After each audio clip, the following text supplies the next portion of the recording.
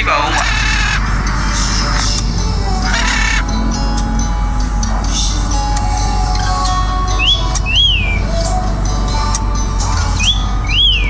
Yo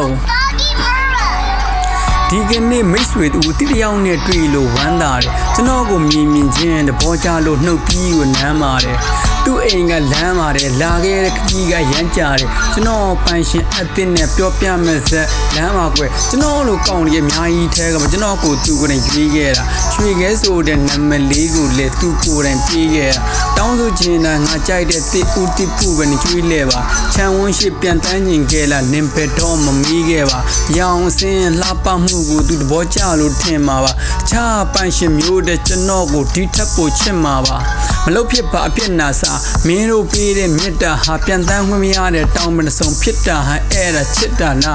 လောင်ကြိုက်ဟာပျော်ရွှင်မှုအစစ်မဟုတ်ဘူးဆိုတာငါမြင်လာတယ်ငါဟာဘယ်အရက်ဘယ်ဒီတာကလာတယ်လို့ထင်ပါတယ်လေ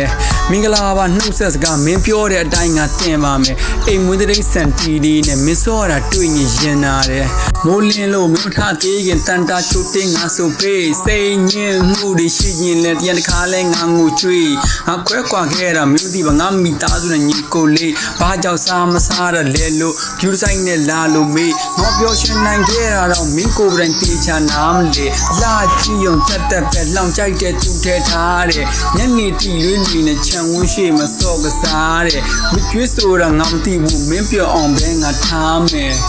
မင်းအခီးတွေတော့ငါကိုတယောက်တည်းထားခဲ့တာနေုံကြီးနဲ့ထိတွေ့ခွင့်မရမွန်းချက်မှုပဲရခဲ့တာစာရေးစာလုံလောက်ပြီမဲ့နှွေးထွေးမှုတော့မရတဲ့အခါရှင်တို့မင်းကလူဆိုင်မှန်တီတော့အလိုလိုအားနေလားတိုင်ရောစီမမြင်ရကြိုးရစ်ပလာမတကြီးဝင်တယ်ငါရဲ့စိတ်ခံစားချက်တွေကိုမင်းကိုယ်ဝင်ရောက်ကြည့်ရင်ကွယ်မင်းရဲ့ကောင်းဆုံးတငယ်ချင်းတယောက်အဖြစ်ငါရှိကျင်တယ်လေးလံနဲ့တောင်းမလို့ဆိုဝေဟင်မှာပြန်တန်းကြည့်ကျင်တယ်